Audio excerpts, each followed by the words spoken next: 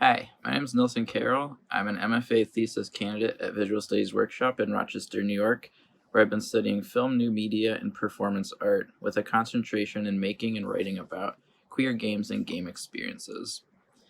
Video games deal with exchanges between player, game, and game maker. Often these exchanges are aestheticized with violence, but sometimes not.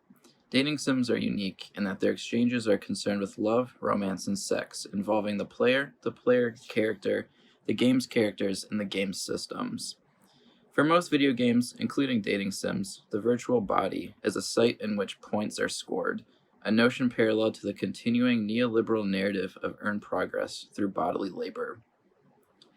Dating sims are of particular interest to me as they commodify the seemingly non-commodifiable, love and intimacy between partners.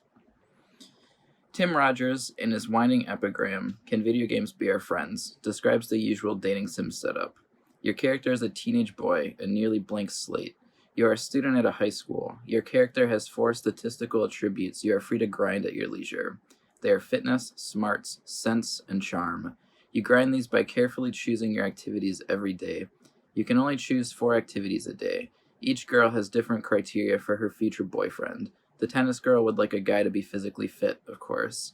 The library girl would like a guy to be smart, etc. The basic premise of the dating sim is to optimize your game time, decode the binary stereotypes presented, and enact them to earn the trophy the player likes best. Dating sims opt for a black and white series of clicks and choices in order to earn progress toward an obvious, gamified romance. For instance, the player can buy the seductive love interest who always wears red a bouquet of red roses, earning valuable intimacy progress. By following through with this gameplay loop, the player is transformed into a sort of laborer caught in a system where calculated, perfect work replaces real, messy intimacy. The goal is clear from the beginning. The love interest is designed to fall in love with the player or playable character. The typical variation of love interests acts as a kind of consumer market designed to appeal to audiences. Most dating sims work to reinforce the role of the player as a love laborer. Ryan Coons' HUNIEPOP, an adult dating sim that features a tile matching mechanic, feels like an archetypal representation of the genre. Players are given a choice to play as a male or female character, and then pursue around a dozen women of varying anime stereotypes. While the players get to choose their gender, this is merely a cosmetic choice.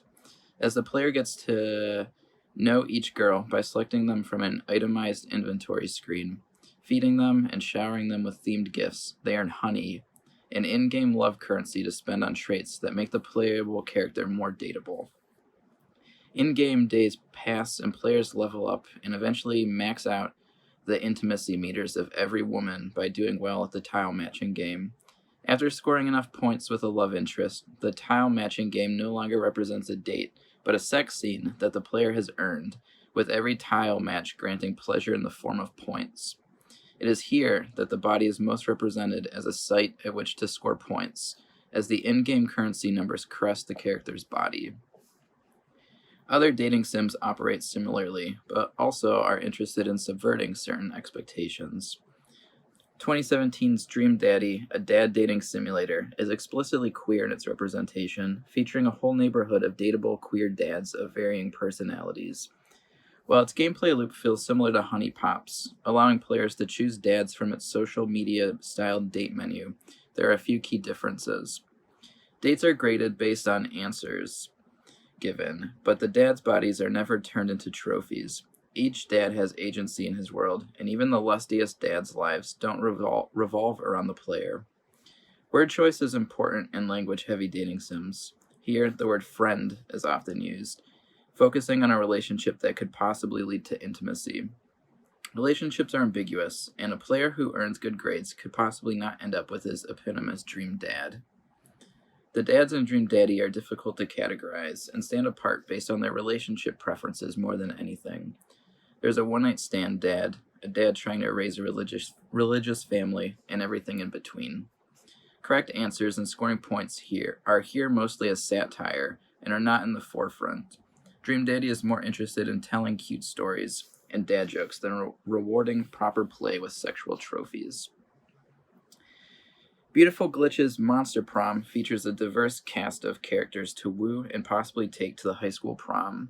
Players can assign themselves their own pronouns and date any of the available characters, but what is most striking about a playthrough of this game is the ambiguous nature of its systems. Characters of different species meander around the school with their own ambitions and stories. Yes, the world of Monster Prom is highly gamified, but it forgoes many of the inherent binaries that structure most dating sims, and opts for a highly fluid dating experience, where seemingly anything can happen and sex is never owed. As the queer indie game boom continues, there have been a handful of dating sims that subvert the assumed male gaze of the player. Hatoful Boyfriend forgoes the presence of human bodies altogether, instead asking the player to date pigeons. Here we go through the motions of the dating sim systems, but without the explicit goal of male gaze-oriented human eroticism. Doki Doki Literature Club subverts the dating sim formula by disrupting the final part of the equation through its fourth wall-breaking meta-narrative. And the wonderfully queer I Love You Colonel Sanders parodies the genre with ridiculous branding and absurdist humor. What these three games have in common is their status as parodies that closely mirror the rhythm of the genre they're parodying. Players choose love interests and answer binary calls to further attraction statistics. These games aren't trying to function so much as realistic narratives about intimacy, instead operating as novelty, experiment, and comedy, respectively.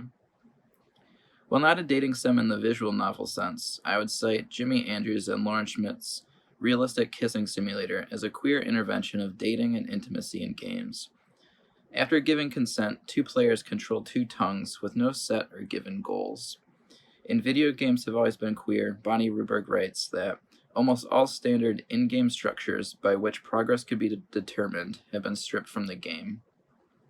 The suggestion that kissing should have no goals is especially powerful here in the face of the dating sim genre, which keeps close track of intimacy, statistics, and progresses. Realistic Kissing Simulator simulates kissing while explicitly abandoning gaming's obsession with feedback and compulsion loops, accomplishments, and quantifiable outcomes. Another queer indie game I would cite is Anna Anthropy, Leon Arnaud, and Liz Ryerson's Triad, an intimate puzzle game that uses the bodies of three lovers as puzzle pieces. Anthropy describes the game as being about the most difficult puzzle of all, human relationships. The goal of Triad is to fit three lovers in a bed in such a way that everyone can get to sleep comfortably. Absent are numerical statistics for each lover. Players do not control one lover over the others, and if one lover isn't happy, none of them are. The puzzle is a genuine attempt toward love. Yes, it has a goal, but this goal is nameless and selfless. Any eroticism is implied and ambiguous. So why does this matter, and what can dating sims learn from these examples? Human relationships are not binary experiences with explicit goals. The person you're on a date with doesn't have to change their behavior based on your stats or the color of your gifts.